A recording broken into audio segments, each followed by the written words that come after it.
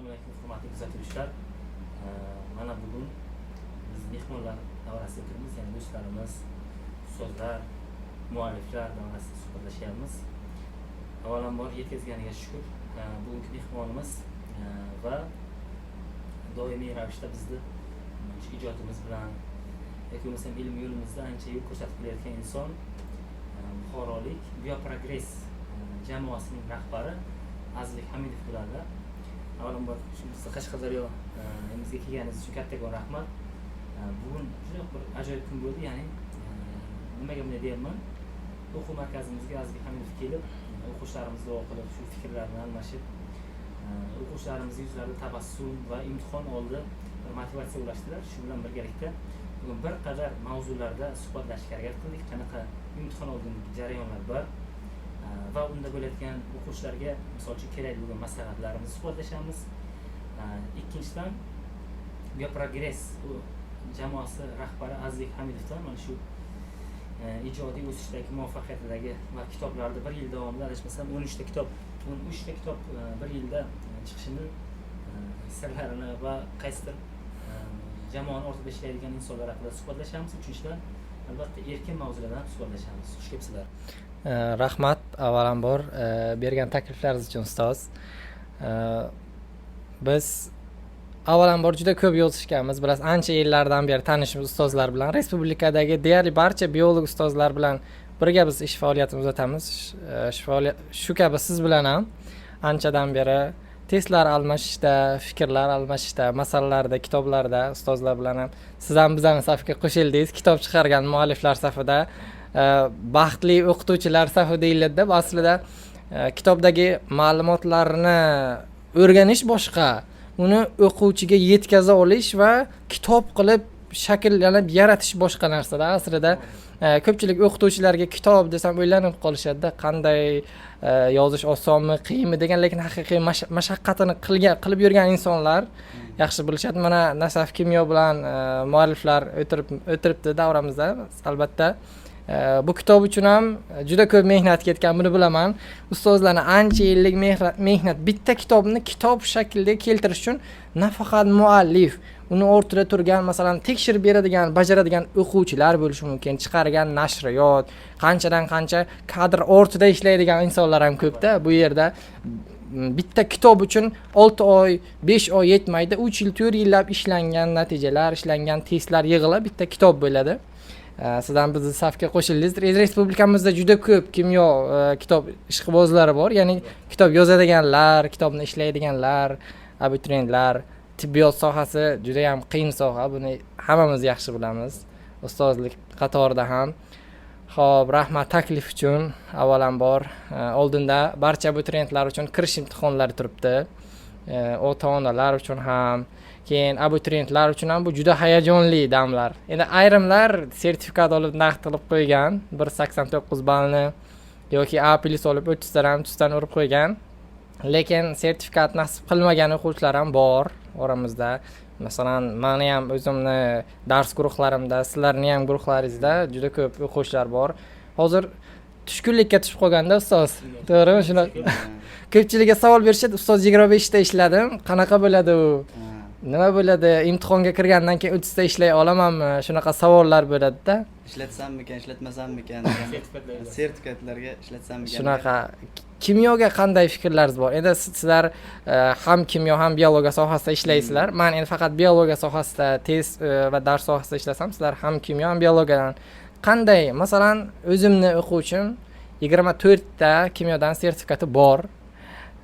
Lekin DTMga kirib 30 ta bajaraman deyapti. Nima deysizlar? Barib ota-onaga buni tushuntirish kerak-ku. Shunday, mana shu qatorda Qarshi Registon o'quv markazi o'qituvchisi, katta ustoz Diyorbek Norov bugun biz bilan suhbatlashyaptilar. Shu ustozimizdan so'rasak, qani nima fikrlar bildirasiz? Avvalambor rahmat taklif qilganlaringiz uchun, Azizbek ustoz. Mana bugun inshaalloh nasib qilgan ekan siz bilan ko'rishib, mana maslahatlar, fikrlar almashish uchun. Inshaalloh manfaatli bo'lsin.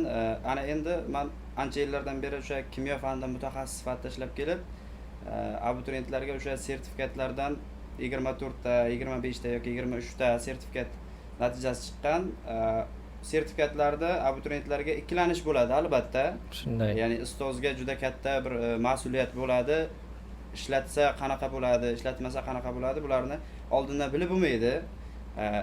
Agar mabodo ishlatadigan bo'lsa, ichkarida yuqoriroq natija olish mumkin degan bir qanaqadir bir fikrlar keladi. Endi meni shaxsiy fikrim abituriyentlarga, o'zimning o'quvchilarimga va boshqa barcha abituriyentlarga aytadigan fikrlarim, ishlatgani yaxshi, ishlatib o'sha yaxshi qilib, zo'r qilib ishlatib, qolgan majburiy fanlarga tayyorlanib, majburiy fanlarni yaxshiroq, yuqoriroq natijalarga olishi, ishlatishi menimcha ma'qul deb o'ylayman. Men tajribamdan kelib chiqqan holda. Endi shu hamma ustoz o'zlarini fikrlarini aytib o'tadi. Meni shu fikrimki, ishlatish kerak deb o'ylayman. Rahmat sizga avvalambor. Shunda bir savol paydo bo'ldi, boshqa savol. Hozir chetlashamiz, ozgina.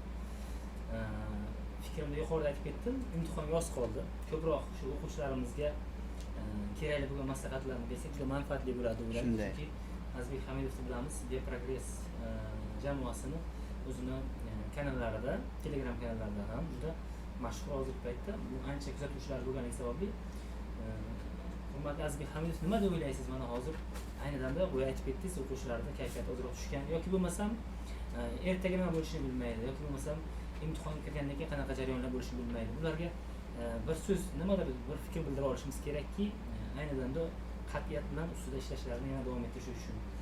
Nima fikr bildirasiz? Fikrlarim endi dars berayotgan barchamiz abituriyent bo'lib ko'rganmiz. Siz ham, men ham, Nurlan ustoz ham abituriyent bo'lib ko'rgan. Bizni tinglayotgan abituriyentlar ham hozir aynan bizni o'sha vaqtdagi holatimizga tushganda, men ham masalan qo'rqqandimda, qanday bo'ladi? To'g'ri, testlardan kirishdan oldin o'tsa bajaryapman, lekin oldingi yilgi bitiruvchilar kelib baribir aytadi-ku, bizga qiyin tushgandi, masalalarni yecha olmadim degan tushunchalar bo'ladi. insonni psixologiyasiga ta'sir qiladi. Keyin ota-onalar ham o'ylanib qoladi, qanday bo'ladi, farzandim bajara oladimi, yo'qmi deb. Avvalo eng bilasizmi, ota-onaning farzandiga bergan motivatsiyasi eng kuchli motivatsiya qatoriga kiradi. Ota kelib, "Yo o'g'lim, qizim, men ishonaman, 30 ta bajarasan" deb aytsin, qani men kirib 30 ta bajarmaymanmi? Motivatsiya bo'lish kerak-da, albatta. Endi ikki tomonlama mas'uliyat bor. Ota-ona mas'uliyat deganda, ota-onaning farzandga, farzandning ham ota-onaga mas'uliyati bor-da. Ya'ni ota-onani motivatsiya berish, qo'llashi bo'lsa agar, farzandni ham endi bilarimiz, barchamiz otamiz, mana onamiz shu masalan bizni o'qityapti, shu oliy o'quv yurtlariga o'qisin deb ularni ham endi oqlashimiz kerak. Qilgan mehnatlarini mana tinglab o'tirgan kuzatuvchilarimiz ham bor. Hech bir o'ylang, sizni otangiz qachon ko'rdingiz bemalol kun bo'yi dam olib o'tirganini? Qaysi vaqtda ko'rdingizmi? Yo onangiz, masalan, onangiz qaysi vaqtda bemalol o'tirganlarini ko'rdingizmi? Yo'q. Ular biz uchun ishlayaptilar. Birinchi hammamiz bilgandek ota-ona nasihati va maslahatini olish kerak. Hammamiz ham shunaqa ota-onaning nasihati va maslahati dastak bo'ladi barchamizga. Keyin ustozning maslahati, o'zimiz ham ustozimiz bilamiz. Endi qanchalik mehnat qilishdi baribir o'qituvchilar biladi ustoz. Endi ayrim vaqtlar bo'ladi, sizda ham mana kitob sohasida ishlaysiz bilasiz, kechalari uxlamay test tuzgan vaqtlar bo'lganda, test tuzib, ba'zan shunaqa o'tiraman, ro'yxat qilib, o'quvchilarim ismini birdan 20 gacha qaysi mavzudan yaxshi bilmaydi. Shuni plus minus qilib chiqamanda, o'shandan savol berishim kerak ertaga deb. Ustozning ham haqqi bor. Barcha hayotda 3 toifa insonlarni bilamiz, rozi qilish kerak abituriyentlar. Barcha biz tinglayotgan abituriyentlar, barcha ilm sohasi insonlari, avvalo otani haqqi farzandda eng ko'p, keyin onani, keyin ustozni. Shu 3 toifa inson roziligini olsak, menimcha, men o'ylayman, hamma joyning eshiklari ochiq bo'ladi. Biz uchun imtihonga kirayotganda ham, chiqayotganda ham, o'qishda ham. Maslahatlarim shu, avval duoni zo'r qilib olish kerak. Keyin borish kerak-da, xuddi ish qiroling soz bo'lsa, mashaqqating oz bo'lar deganlarday. Shunday aqli bor. Shunaqa fikrlaringiz bo'lsa, yana men shu fikrlaringizga qo'shimcha qilib o'tmoqchiman. O'quvchilarimga doim aytaman, o'quvchilarim bir narsa chunchuqdan qo'rqqan tarix emas degandek. Siz imtihonga shunchaki ozgina muddat qolganda nima qilish kerak? Hech qachon insonning hayoti bir formula emas, bir formulani yechib bir ertaga nima bo'lishini hech kim bilmaydi. Avvalo peshonangizga yozilgan taqdiringiz bor, o'sha taqdirga taslim bo'lish. Ya'ni siz shunchaki imtihon uchun ertaga nima bo'lishi haqida qayg'urmang. Bugungi ustozingiz Azizbek Hamid aytgandek yoki do'stingiz Ziyorbek Nurov aytgandek ota-onangiz roziligini oling. Ustozlaringiz bergan maslahatlarga amal qiling va kitoblaringizga tezroq qayting. Ustida shunchaki ishlang. Ortiqcha narsani o'ylamang, qayg'urmang. Baribir siz bilaman bu shaxmat o'yini emas, bu ya'ni nimadir formulalarga asoslanmagan narsa. Shuning uchun yuragingizni tor qilmang, keng qiling va tezda kitoblaringizga qaytib ko'proq ilm yo'lida yurishdan hech qachon charchamaydi. Mana shu narsa doim sizlarni nima deydi, oldinga yurishingizga sabab bo'ladi. Yana bir narsa so'z gapiring, davom ettiramiz. Yana bir narsa, hozirgi endi abituriyentlarda mana o'zi test jarayonlari oxirlashib qoldi. Abituriyentlarda endi ayrim abituriyentlarimizda sustlashish, mana bu xuddi charchoq hissi paydo bo'ladi. Bo'shashgan holat. Bo'shashgan holat. Imtihonlarimiz yaqin. Shuning uchun o'sha abituriyentlarga maslahat sifatida aytib o'taman, tajribamdan kelib chiqqan holda. O'sha abituriyentlarda xuddiki 40 qadam yurdingizda 41-qadam qoldi-da. 40 qadam yurdingizda 41 qadam qoldi. O'sha qadamni bosish kerak-da. Bir qadam qoldi, o'sha qadamni bosib oxirigacha harakatni qilib, mehnatni qilib, oxirida o'sha aytganimizdek ustozni duolarini olib, yuzi yorug' bo'lib, o'sha bitta markaz o'quv markazida tayyorlanayotgan bo'lsa, ustoz duolarini olib, o'sha markazdan yaxshi bir natijalar bilan chiqib ketish kerak deb o'ylayman-da. Shuning uchun o'sha abituriyentlarimizga aytamizki, barcha O'zbekistonda tayyorlanayotgan barcha abituriyentlarimizga bo'shashmang, harakatdan to'xtamang. Kamchiligingiz hamma insonda kamchilik bo'ladi. Sizda kamchiligingiz har bir mavzuda kamchiligingiz qolgan bo'lishi mumkin. Allohdan bu yoqqa harakat qilib, boricha mehnat qilish kerak-da, inshaalloh yaxshi yorug' yuz bilan natijalarni olish kerak deb o'ylayman. Ustoz, sizni bir fikrlaringizni aytib o'tsangiz endi.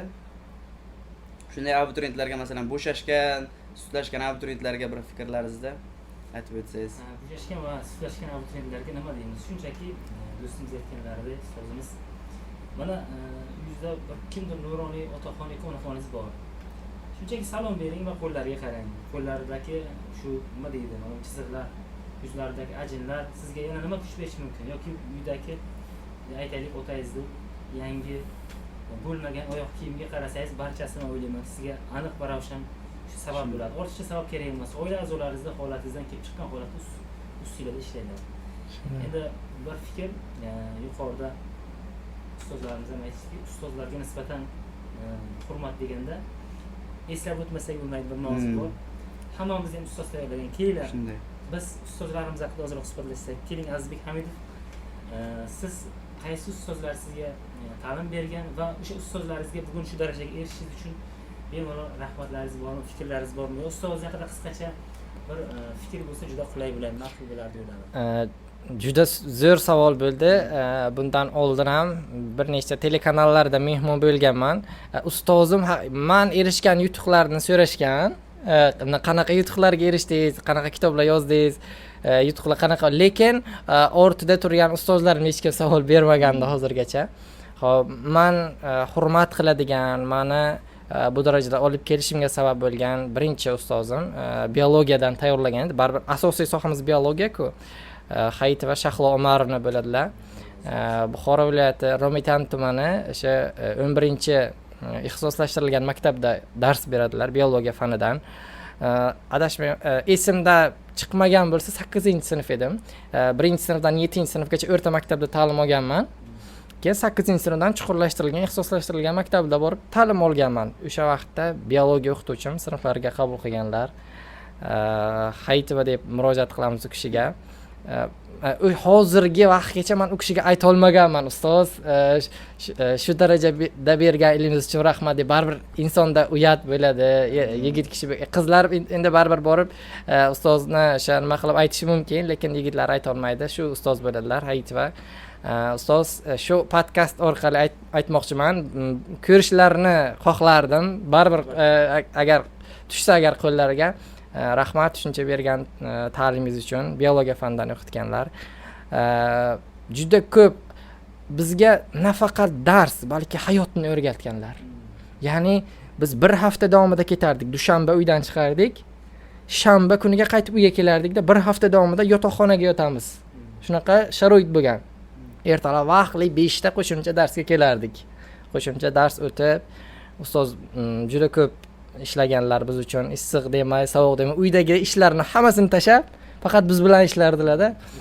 Ilm bilan mashg'ul bo'lgan insonlar, umringiz uzoq bo'lsin. Hali o'rganishim kerak bo'lgan ma'lumotlar ancha ko'p. Men o'ylaymanki, har bir yozgan kitobimda u kishining qissalari bor. Har bir yozgan kitobimda. O'ylayman, nasib ancha yillar o'tib, meni ham o'quvchilarim men haqimda shunday fikr aytishni orzu qilardim-da. Endi bizda ham shu bu baxt. Keyin kimyo fanidan o'qitgan o'qituvchim Nurlayev Zavqiddin ismli o'qituvchimiz edilar. Juda ham qattiq qo'l. Biz darsga kirib qo'rqib o'tirardik-da. Xuddi shunday o'tirardik, qanday o'tirgan bo'lsak shunday chiqib ketardik. Juda ham qattiq qo'l.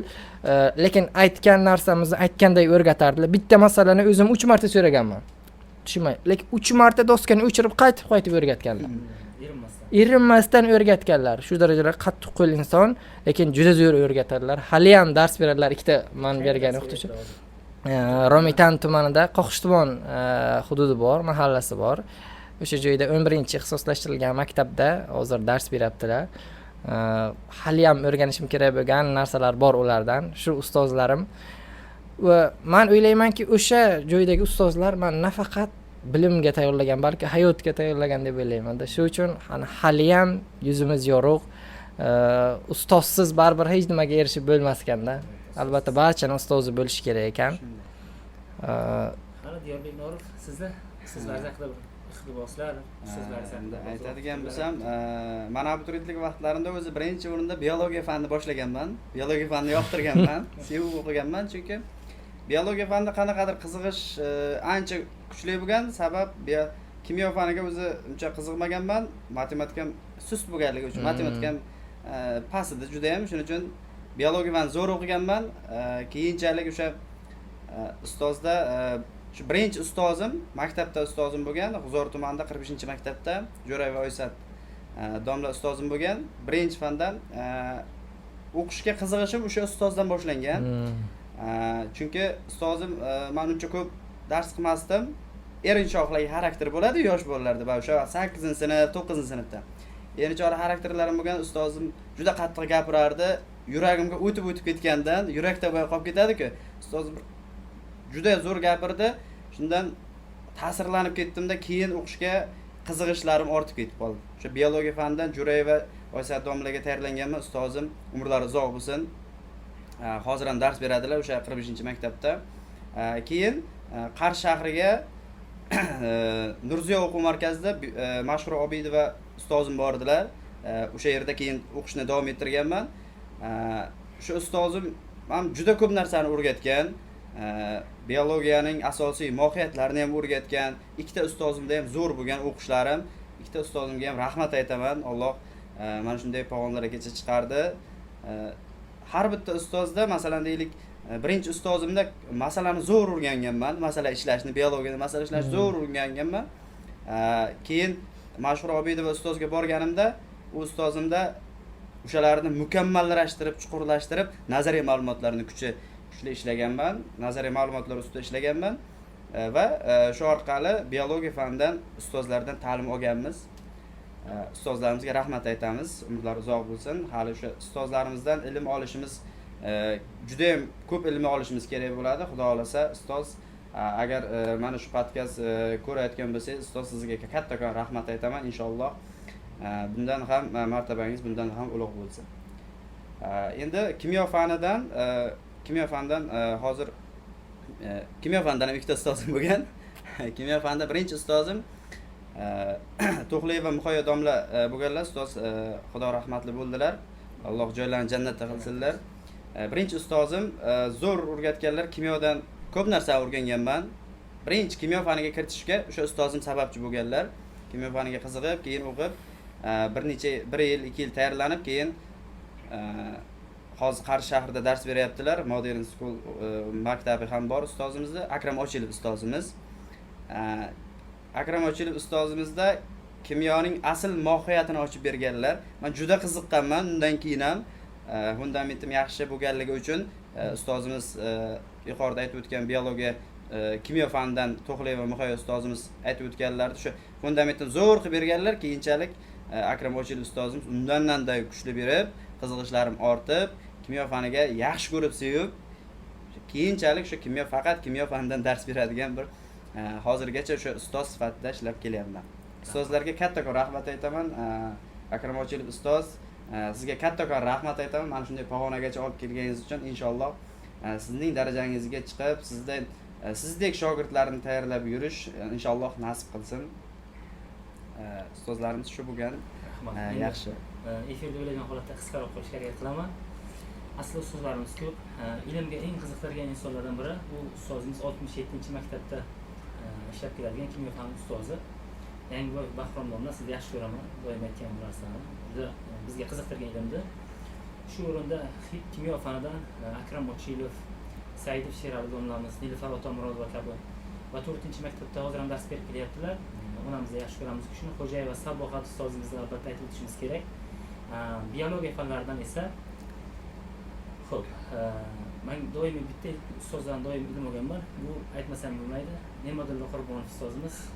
Qurbonov domla juda ham yaxshi insonsiz, rahmat. Doim men sizga o'xshashga harakat qildim.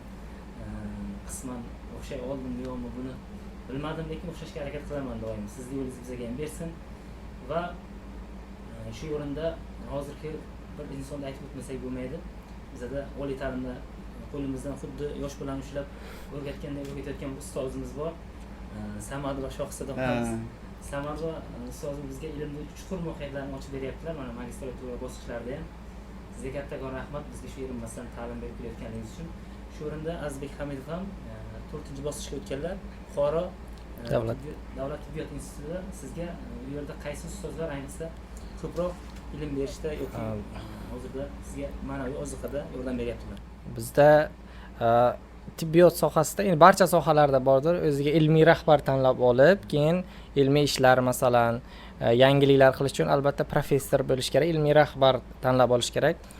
Bizda Buxoro davlat tibbiyot instituti patologiya fiziologiya kafedrasi mudiri, tibbiyot fanlari doktori bu kishi. Kitoblarimda ham ismlari bor, deyarli barchasida. Abdullayeva Muslima xatimi bo'ladilar. Erinmasdan har bir bilmagan tushunchamizni o'rgatadilar. Tibbiyotni ham ikki xil o'rganish usuli bor-da, kitobiy bor, hayotiy qilib o'rganish usuli bor-da. Ustozim faqat hayot bilan tushuntirib o'rgatadilar. Masalan, kitobni qo'yinglar deydilar, men o'rgataman, shuni osonroq qilib yozib olinglar.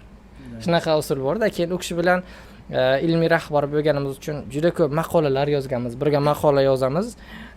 Yangiliklar qilib, ya'ni hozir ham bir nechta yangiliklar ustida ishlayapmiz ustoz bilan. Buxoro davlat tibbiyot institutida o'zi tibbiyot institutiga borib ustoz mana shu narsani o'rgating, menga o'qituvchilik qiling desangiz, birorta ustoz ham yo'q demaydi. Shunchaki talabalarimizdan shu uchun o'ziga motivatsiya kerak. Haqiqatan ham ustoz keling, menga ilmiy rahbar bo'ling, shuni o'rgating deyish uchun o'ziga motivatsiya kerak. Ya'ni qo'rqmaslik kerak-da. Masalan, men mana bu fanlarni o'qimaganman, shu uchun qila olmayman demaslik kerak. Hammada ham kamchilik bo'ladi. Hech kim to'la to'kis emas-da bu inson zotidan. Faqat qo'rqmasdan borish kerak ustozning oldiga, o'rgating. O'quvchilarimiz ham shunaqa emas, masalan. Qaysi o'quvchimiz kelsa biz o'rgatmaymiz. Hammasi keladi. Kelsa agar biz o'rgatamiz-ku. Ustoz ana shu masalani ishlab bilmadim. Menga bir 10 minut vaqt ajrating, 10 minut kechroq keting, menga o'rgating. Albatta qolib ishlaymiz-ku shu bilan. Xuddi erinmasdan ishlaymiz. Xuddi shunaqa tibbiyot institutida ham. Keyingi bir savolim bor.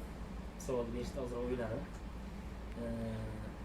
Sizni hayotingizda hech ham yodingizdan chiqmaydigan holatlar bo'lganmi? Masalan, qanday holatlar bo'lganki siz shu narsadan kuch olasiz yoki qanday bir voqea bo'lganki, qanday insonlar sabab bo'lganki, shu insonlar sizni oldinga yurishingizga sababchi bo'ladi yoki qanday insonlar bo'lganki, hozirgacha siz o'z qat'iyatingizda shu insonlarga qarata bir so'z aytingki, bugungi holatingizga chiqishga sababchi bo'lgan insonlar haqida.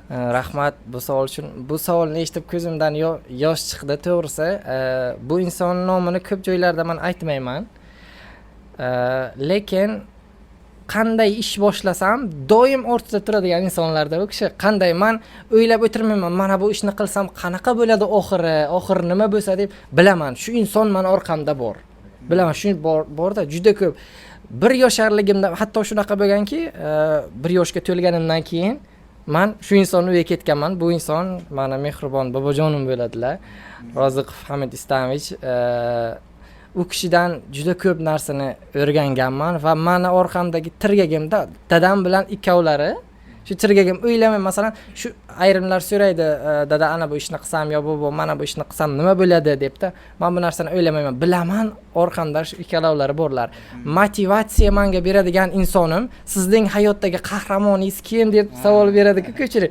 Hayotdagi qahramonim men uchun bobomlar bo'ladilar. O'zlariga aytmayman, unchalik nima deydi, barcha hislarimni ayta olmayman, chunki sal qo'rqinch yo sal uyat hissi bor, lekin u kishini juda yaxshi ko'raman.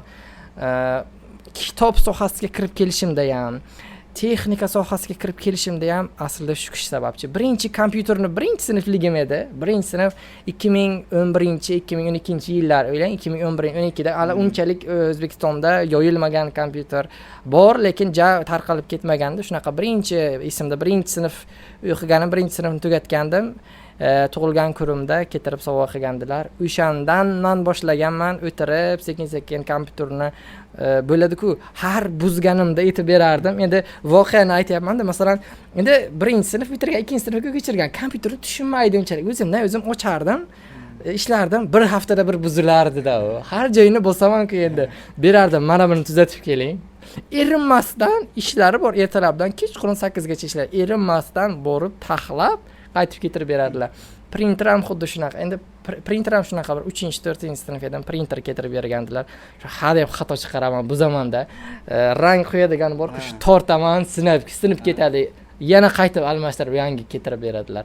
Xullas, motivatsiya oladigan insonim, meni orqamda qo'llab turgan inson bo'ladilar. Juda hurmatim yuqori u kishida. Orqamni, ya'ni o'zimni bemalol xavfsiz his qilaman-da shu inson deb. Rahmat sizga. Juda zo'r savol bo'ldi. Men o'zi anchadan beri kutib yurgan savollar bo'lyapti. Bunaqa savollar oldin berilmagandi-da. Rahmat savol uchun. Qani, Diyorbek Norov, siz nima deysiz? Sizda qanaqa insonlar bor? Ya'ni qanday holat, voqea sabab bo'ladiki, siz hayotda doim olg'a yurishingizga sabab bo'ladigan insonlar ortingizda turgan. Endi mana ortimda turgan insonlar, birinchi o'rinda aytishim kerak.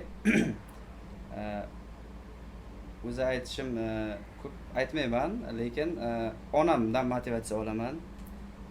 Qanday bo'ladi? Masalan, deylik, oddiy holatda ishdan charchab kelgan vaqtlarimda keladi onam, so'raydi, nima bo'ldi bolam deydi. Yo, hech narsa bo'lmadi, yo deydi, senda tinchlik emas deydi. Nima bo'ldi, charchadingmi yo boshqa? Yo, charchamadim, yaxshi ahvol. Keyin dam olib yotsam oldimga keladilar-da, so'raydilar. Nima bo'ldi, tinchlikmi deb so'raydilar. Yo, tinchlik, yaxshi deyman. Ya'ni motivatsiya olishim qanaqadir bir dardimni yoki ichimdagi bir qanaqadir hissiyotlar nima bo'lsa, onamga ayta olaman, uyalmasdan, bemalol onamga aytib, ona mana shunaqa bo'ldi deb ayta olaman. O'ylama bolam, yaxshi bo'ladi. Masalan, deylik, inshaalloh biz yaqinda kitob chiqargan bo'lsak, o'sha kitobimda yozishdan oldin aytganman onamga. Ona kitob chiqaryapman deb, yaxshi bolam, malades, omadingni bersin deb aytib qo'yadilar. Shu har doim ishdan charchab borib, kayfiyatim bo'lmasa, onam bilan gaplashsam kayfiyatim ko'tariladi. Shunaqa. Har doim shunday boraman, uyga borganimda onam bilan gaplashsam kayfiyatim ko'tariladi. Ya'ni hamma mana shu qilayotgan ishlarimizda, yaxshi ishlarimizda, Xudo xolasa shu onamni duosi bilan mana shunday darajaga erishdik deb o'ylayman. Onajon, agar shu videoni ko'rib turgan bo'lsangiz, sizga kattakon rahmat aytaman. Hech ham duo qilishdan charchamang. Biz sizni xizmatingizni qilishdan charchamaymiz. Kattakon rahmat onajon. Sizlarga ham rahmat. Endi yuqorida hamma fikr aytib o'tdi va ularning fikrlariga qo'shilgan holatda biror bir so'z aytishga ojizman. Shuning uchun efirda o'ylagan holatda shuni aytamanki, doim bir so'zimiz bor, ilmni yo'li bir ajoyib yo'l. Tekis, ravon deb aytishimiz qiyin, chunki bilamizki, ilmni notekis, ya'ni o'sha yo'lda yurishda qaysidir bosqichda asroqqa tushamiz, qaysidir bosqichda yuqoriga chiqamiz. Pastga tushgan paytingiz sabr qiling, yuqoriga chiqqan paytingiz shukr qiling. Bersa bu albatta ne'mat, bermasa hikmat. Oldinga kelayotgan imtihonlaringizga hammalaringizga omad tilaymiz. Bizlar bilan suhbatda mana Buxorodan ancha masofa bosib kelgan do'stimiz qaysidir ma'noda bizga shu ilm yo'lidan yurishimizga yordam berayotgan bir inson sifatida Azizbek Hamidovga va do'stimiz Yo'lbek Norovga katta rahmat aytaman. Oxirgi so'zinglar biz bemalol o'quvchilarimizga va tinglovchilarga aytib qo'yishingiz mumkin. Oxirgi so'z sifatida bitta fikr abituriyentlar uchun, bitta fikr yana o'zi oxirida aytaman deb reja qilib o'tiribman. Abituriyentlar uchun sizga belgilangan taqdir nasibasi albatta beriladi. Berilmasdan qolmaydi. Siz erishasiz. Buni tinglab turibsizmi? O'zingizga motivatsiya topa oling. Shu podkastni, shu bizni suhbatimizni tinglagandan keyin hozir o'rningizdan turib dars qilishga o'zingizga kuch topa oling. Mana shuncha fikr eshitdingiz yo ustozlarning fikrlarini eshitdingiz, maslahatlarini eshitdingiz. Agar shuncha fikrdan keyin ham shu podkastdan keyin ham shuni o'chirib uxlasangiz, demak siz nima deydi, harakatingiz yo'lida, maqsadingiz yo'lida harakat yetishmayapti deganida. Masalan, men ham eshitsam bunaqa suhbatni turaman, to'xta, shu ustozlar shunaqa deyapti, bir turib varaqlaychi kitob deymanda. O'zingizga motivatsiya topa oling, harakat qiling. Sizni sevgan, sevimli bo'lgan insonlaringizni qadrlang, ota-onalaringizni qadrlang. Shu borada barcha o'sha qayerga mehmon bo'lsam shu fikrni aytaman. Bilamiz, bizga qancha mehr bersa ham hech qancha summa so'ramaydigan inson bu onamiz bo'ladi. Qancha mehr bersa ham shuncha hech qachon, masalan, shuncha mehr berdim o'rniga buncha qil degan, yo umuman molingizga, mulkingizga ham ko'z olaytirmaydigan va sizga eng yaxshisini ilinadigan zot baribir ona bo'ladi, baribir ona. Ko'pchiligimiz bunga uyalamiz, onajon sizni yaxshi ko'ramiz deb. Abituriyentlar bizni eshitayotgan barcha ham agar onangiz hayot bo'lsalar, yo oldingizda bo'lsalar, yo yaqinda bo'lsalar, hozir turing. Sizni yaxshi ko'raman deb bag'irlariga bosing. Borligingiz uchun sizga rahmat, shukr deng, o'zlariga bildiring. Shu qatorda meni ham onajon sizni yaxshi ko'raman. Nasib bo'lsa, siz o'ylagan barcha orzularga erishamiz.